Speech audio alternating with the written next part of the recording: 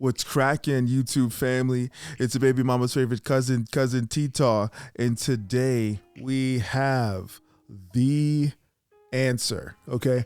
So the question, first of all, posed by a loyal Patreon subscriber.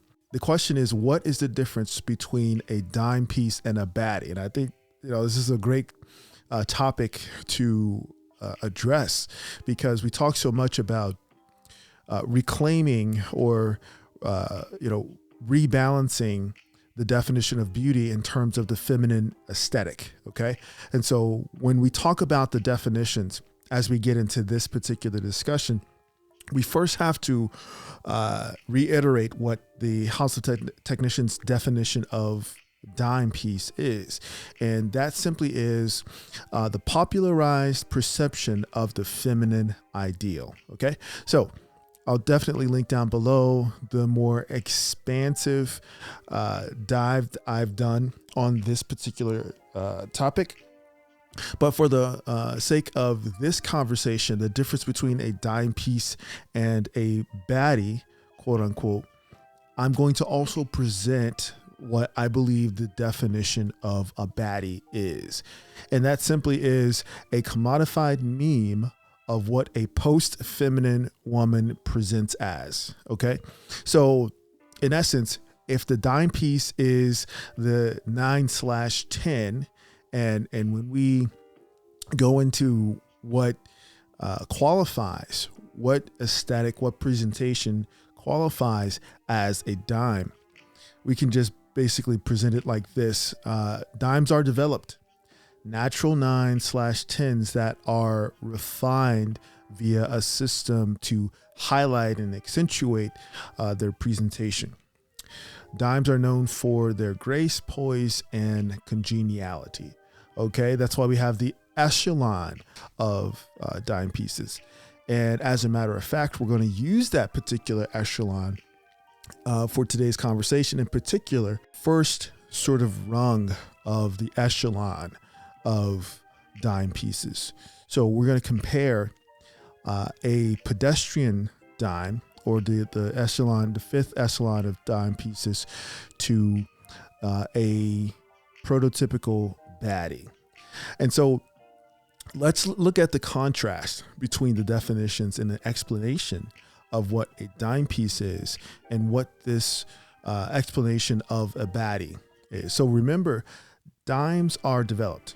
Okay, you're taking a natural aesthetic and you're refining it. In terms of the baddie, right? Baddies are built, right? You're going to take a 5, even sometimes a 4, 5, 6, 7, or 8, whose features are cosmetically enhanced to project a hyper realistic aesthetic. They are known for their aggression, entitlement, and toxicity, hence the term baddie. She's a badass. She's a bad bee, boss bee, however you want to phrase it. That's the connotation that's brought forth. Okay, when that term baddie is used. All right. So those are the initial differences in terms of the baddie and the dime piece.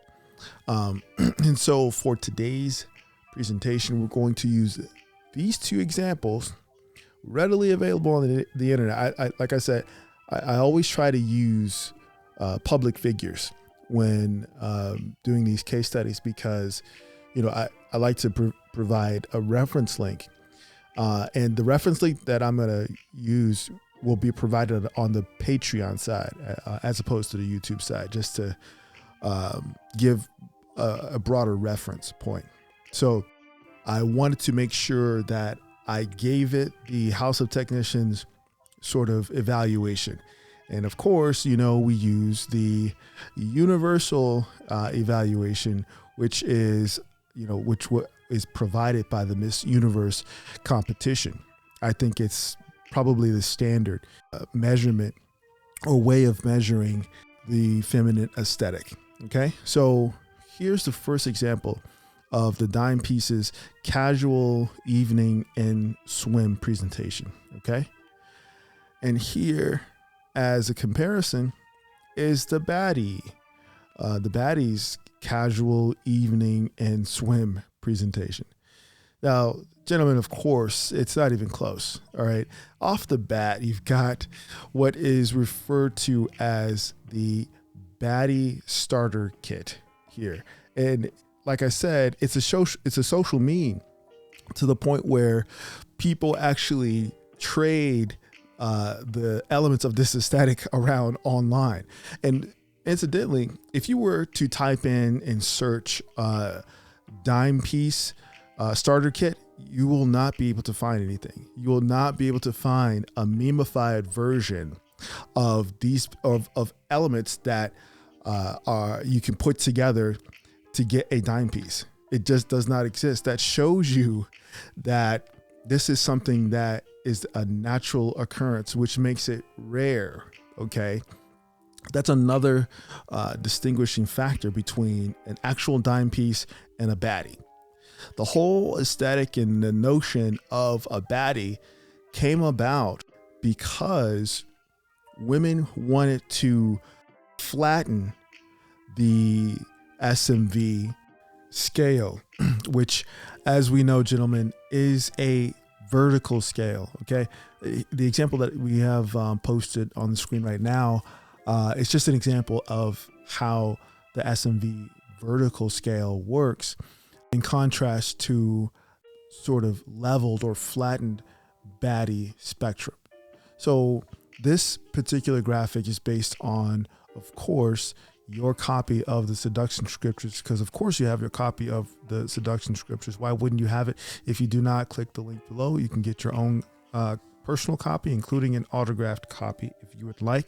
But basically, this is taken from pages 110 to 112 of the Seduction Scriptures. And basically, when we look at sort of the left-hand side of this graphic here with the red arrow, we see that SMV is on a vertical scale, starting with 4, which is unassuming, 5 conventional, 6 adjustable, 7 timeless, 8 classic, 9 iconic, and 10 the general consensus of hotness. So when we look at the contrast between the SMV scale as a vertical to the baddie feature line as this sort of leveled out playing field, this sort of like kindergarten teacher version of, everybody gets a participation trophy, or the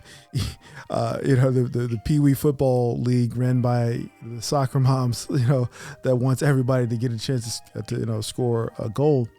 We look at that they're just features instead of, ascending attributes that add or enhance the natural feminine aesthetic. And what's interesting is when putting this information together, you just go through different pictures and different examples of what the modern baddie aesthetic looks like. You can literally line up, women who fit within this sort of meme, and they do look similar. They're just separated by different lifestyle activities. And that's why I put, down below the different places and spaces where you can find, women who rock this baddie aesthetic.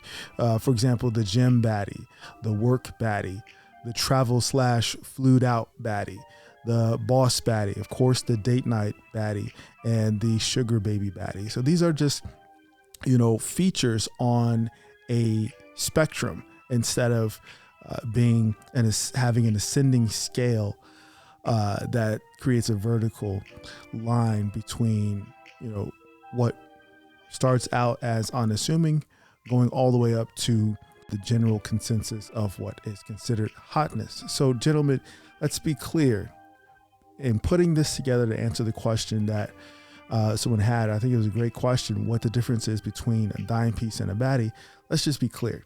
We want to make sure that we exist in reality. We want to stay in the realm of keeping it real, as is, one of the foundational axioms of game. Keep it real.